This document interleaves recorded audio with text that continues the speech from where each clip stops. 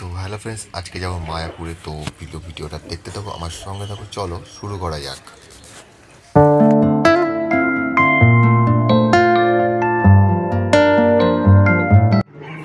তোমরা ভিডিওর শুরুতেই দেখলে আমরা প্রথমে শিয়ালদা যাচ্ছিলাম। শিয়ালদা থেকে জাঙ্গিপুর এক্সপ্রেস ধরে নগরদ্বীপে নামবো। যাওয়া যাক, চলো। ট্রেনে যেতে যেতেই মাঝখানে পড়লো হুগলি সেতু। দারুণ লাগছিল সেতুটা। ট্রেন থেকে খুব দারুণ একটা ভিডিও শ্যুট করলাম আমি।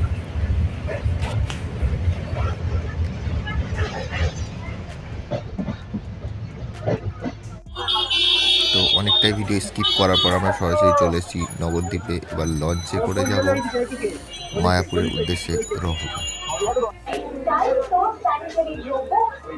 মোটামুটি ভালোই ভিড় ছিল, যেতে যেতে দেখলাম। আর এপার থেকে ওপারের মায়াপুরের মন্দিরটা খুব সুন্দর লাগছিল। আমরা সরাসরি চলে এসেছি এখন স্টিমারে। তো চলো যাওয়া যাক।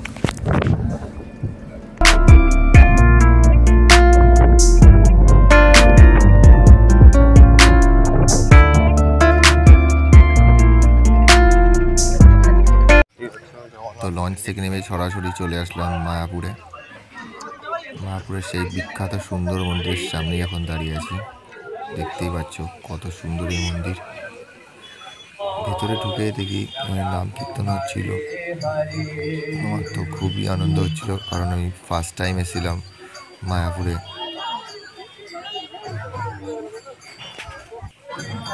সেই বিখ্যাত মন্দিরের চূড়াটা অসাধারণ একটা।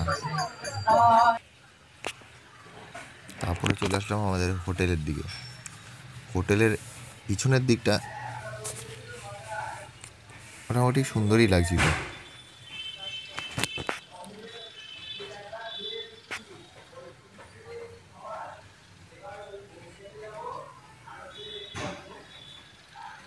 আর এটা হলো সামনের দিকটা। মন্দির থেকে বেশি দূর ছিল না আমাদের হোটেল, জাস্ট 1 মিনিটের হাঁটা পথ।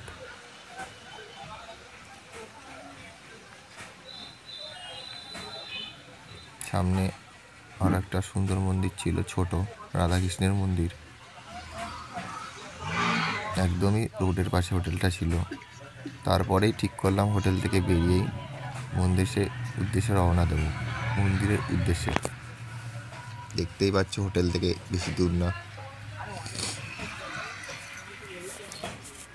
আকাশে অনেকটা মেঘও পড়েছিল, মনে হচ্ছিল কখন বৃষ্টি আসবে। পাশে অনেক গরু-মোষ বাঁধা ছিল, দেখতে পাচ্ছিলাম। সরাসরি ঢুকেই দেখি সেই ফরেনারদের নাম কীর্তন শুরু হয়ে গেছে। এখানে আবার হাতির সাহায্যে মন্দিরে কিছু প্রণামী তোলা হচ্ছিল। যে যা পাচ্ছে তাই দিচ্ছিল, হাতি সুরে করে তার মালিককে দিচ্ছিল। হাতিগুলো ভালোই বড় বড় ছিল, খুবই দারুণ লাগছিল আমার দেখতে। তারপরে সন্ধ্যার পর পুজো থেকে পেয়ে ভুট্টা খাওয়া চলছিল। এবার ঠিক করছিল হোটেলে যাব। হোটেলে যাওয়ার পরে একটু ফুচকা নিয়ে গেলাম, সবাই মিলে খেলাম। দারুণ টেস্ট ছিল ফুচকাগুলোর। পরের দিন চলে আসলাম সরাসরি মায়াপুরে থেকে নগরদ্বীপে। এটা হলো ফার্স্ট মন্দির। চলো দেখতে থাকো, আর কিছু বলছি না, তোমাদের দেখাচ্ছি।